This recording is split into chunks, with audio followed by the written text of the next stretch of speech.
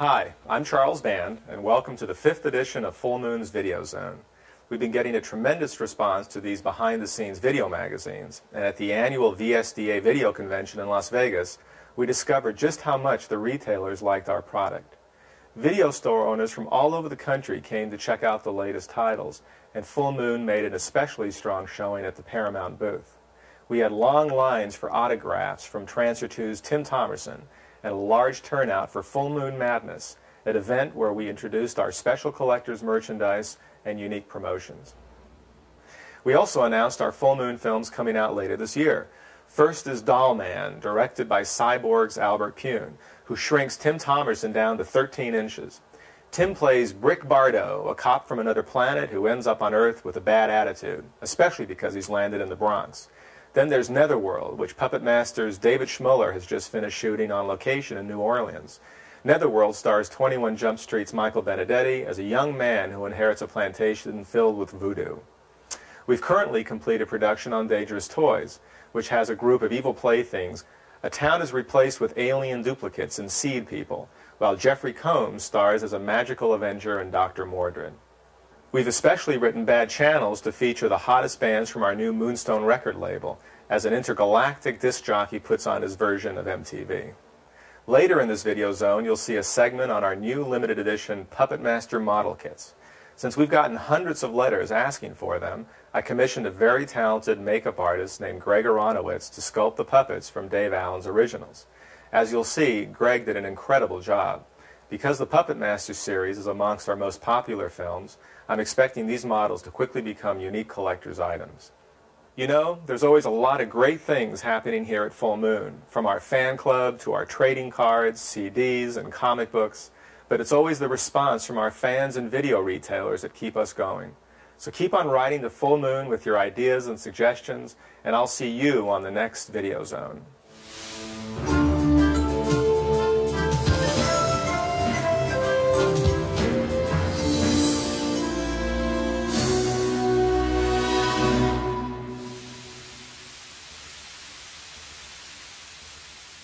Those evil puppets are back, and they are doing horrible things. But this time, they're doing them to the most hideous monsters of history, the Nazis.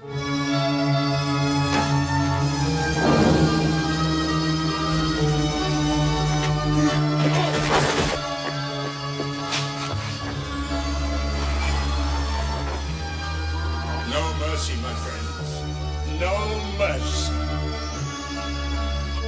Puppet Master 3. Director Dave Dakota had the unenviable task of recreating Nazi Germany in the San Fernando Valley. The picture was written to be shot in Bucharest, Romania, but the government is very unstable there right now. So our second choice was Budapest, Hungary. And we decided that Budapest wasn't exactly what we wanted because it's winter there. So I made a suggestion to Charlie. I said, look, I can condense our exterior shots to 2 or 3 days, 4 days. Now let's shoot them on the Universal backlot. Charlie agreed. It's very expensive to shoot here, but we're shooting very wisely. It's a thrill. You know, James Whale, directed Frankenstein on the same sets we're making Puppet Master 3. I cast the picture the way I wanted to cast it with the actors I've admired for years. Some of the actors in this film were stars before I was born. So I grew up with their films, and to be able to work with them and direct them in a show like this has been thrilling for the simple fact that, I'm a big fan of theirs to begin with. More like Marlene Dietrich. English actor Guy Rolfe of Mr. Sardonicus fame already had experience working with toys that kill. You may recognize him as the star of an earlier Charles Band production, Dolls. And his secret for working so successfully with tiny terrors? Well, to me, they're people. I treat them as people. I think of them as people. I talk to them as people. It doesn't occur to me that I'm talking to an inanimate puppet. I think they're beautiful. I think they're marvelous creations. And the way they're manipulated is quite fantastic. Asked what he hopes people will say after seeing him in Puppet Master 3. That they can't wait to see him in Puppet Master 4, of course. Sarah Douglas plays the Puppet Master's devoted wife, Elsa. Having been the villainess of the Superman movies, she is no stranger to special effects on the set. It can't be any worse than waiting for Superman to fly, which took days, or dinosaurs and the people at the time forgot, you know, heads that didn't do it when it's supposed to, or tails that didn't twitch when it's supposed to. Did she find it flattering to play the role model for the puppet Leech Woman? I just want to know if the puppet's getting paid more than me. That's what I'm worried about. Richard Lynch returns to the Full Moon fold as yet another villain. You may remember him as the evil Dr. Wardo from Trancers 2. Find him! What is his villainous formula? Well, I try to bring a certain amount of intelligence to them and a certain amount of vulnerability to them, too, you know. I try to find some depth in the character and not to play the heavy right on the money, but to make him a human being. You know, it's not easy to play the heavy. You got to know how to handle it. I have an obligation to expose the dissident and to silence him. Mark. Here we go. Settle and action. Another classic heavy is Walter Gotels, who we've seen before as 007's Russian counterpart in countless James Bond films. He reveals the secret to playing a good bad guy. This is not enough, Doctor. It's not to utterly dehumanize him, but then also show that he is incapable of being what I call a considerate human being. Now I don't want any more excuses. It's a humiliation to me. I'd rather have you two shot than be disgraced in Marshal Goering's eyes once again. Now, if you will excuse me, I have a top-level meeting. What does his character, General Mueller, feel about the puppets? Especially his nemesis, Six-Shooter. Utter amazement. What is this joke?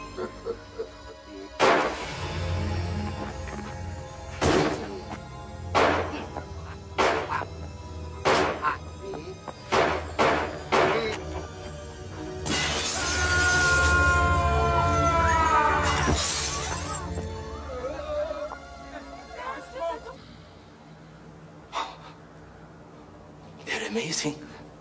Yeah, as good as new. Are you going to send one of your puppets to visit me, Toulon? Not just now. I've never worked with puppets before. I've worked with children and dogs, and an elephant once, you know. But I mean, that's tough. I think we're all going to be upstaged by the puppets, all of us. And behind every upstaging puppet No, I'm gonna get in there. I'll be like this. is an under-the-stage puppeteer. Meet the team behind the puppets of Puppet Masters 1, 2, and 3. Roll call. Like Mickey Mouse Club. Puppeteer roll call. Sound off now. Hi, I'm Joanne Bloomfield. I'm John Teska. Chris Endicott. Brett White. I think we've become a very close group working on these films because there are so many times when we've been laying on the floor together or crammed behind desks and one person's elbow in another person's face, and it's insane when if you have a chance to see behind the scenes, you know, what you see is a little puppet going like this, and you get behind the chair and suddenly there's like a half dozen people there. So it certainly has made us closer, you know. The new hotshot in Puppet Master 3 is the heavily armed Six-Shooter. This is, I guess, Toulon's version of an American. And he's not very keen on Nazis or Hitler. And he has this guy do battle with Adolf Hitler, a little puppet that he made. In the story, he works with Toulon's magical formula. But for us, he's a rod puppet, or he's a stop-motion animation puppet, or he's a cable control puppet. This guy is a rod puppet.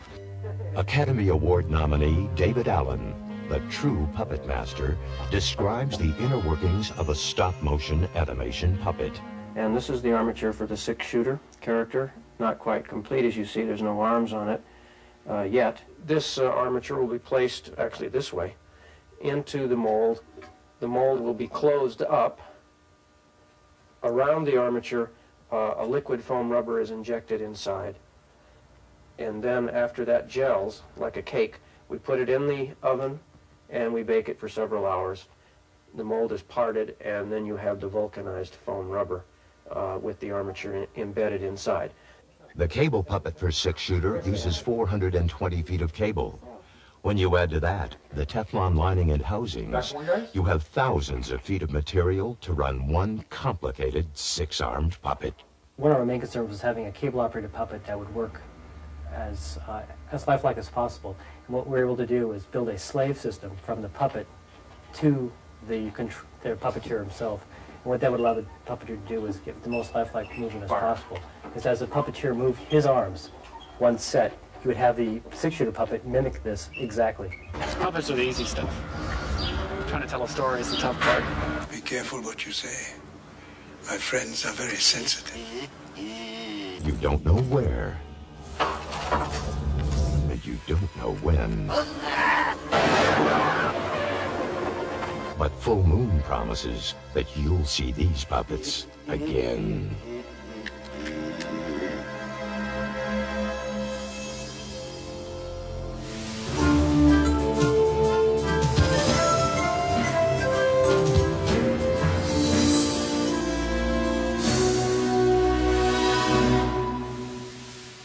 Netherworld is a ghost story thriller about a young man who returns home after his father dies. He's inherited his father's estate, and he receives instructions from his father to try to bring his father back alive from the dead. And in doing so, he finds out that his father is tricking him. Michael Bendetti is from 21 Jump Street, and this is his first feature.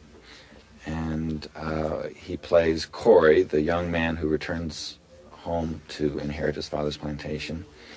And we worked very hard on creating a life for him where he came from. He came from the East. And although he had not grown up with his father on this plantation, he still has the formality and the sort of the coldness. The Netherworld is a state of mind, and the challenge as a filmmaker was, how do you create that state of mind? We didn't really want to do a voodoo picture, but we wanted to, I borrowed an element from the practice of voodoo, which is the aspect that you can use symbolism to bring back someone from the dead. But I wanted to create another mythology. So I created a sort of a coven of people who, in some fashion or another, were worshippers of birds. I think the sort of the mystical part of life interests me, rather than the supernatural, although it sometimes is just easier to pull off if it's a supernatural setting. Just the unknown, the secrets of that we don't know about in life, that is what is mystical to me. I wrote a part for myself in this movie. I play Billy Chicago, and he's the bartender who spins the bottle on the tip of his finger like this. And I can't tell you how I do it. A lot of practice.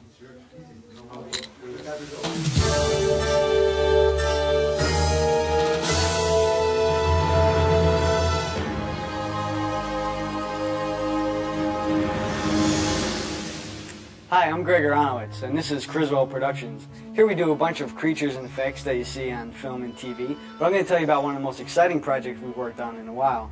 When Charlie Band called me up and asked me if I would sculpt and produce the model kits for the Puppet Master series, I was more than happy to agree. I guess we started out the process by first receiving one of Dave Allen's very cool puppets. This is Blade. After I studied the actual puppet, I watched the movie a couple times to get the personality of each character.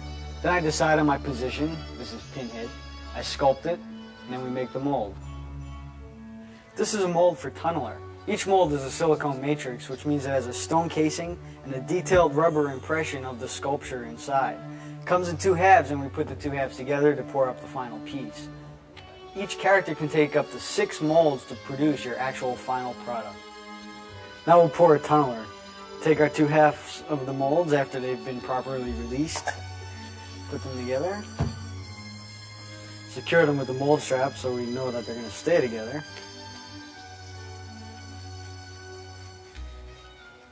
In these cups is a 2-part urethane that your model kit will actually be made out of. What we do is we take them, pour them together, mix them thoroughly, first by changing cups, then by stirring. In a matter of seconds, this will kick and change from liquid form to solid. So when we know it's thoroughly stirred, pour it into our mold. When the plastic cools, we take it out of the mold.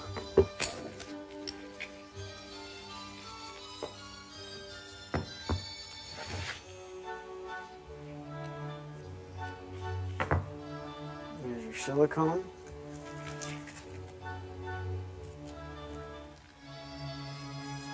This is the actual piece that we send to you. Now it needs to be sanded, assembled, and painted, but I'll show you how to do that now. When you get your kit, it'll still have the stem and the seams on it that are necessary for pouring it up. What you'll want to do is remove those, and they come off pretty simply by breaking them off. And the seams can be cleaned up easily with an X-Acto and cutting them away. You can use some sandpaper just to smooth out the edge.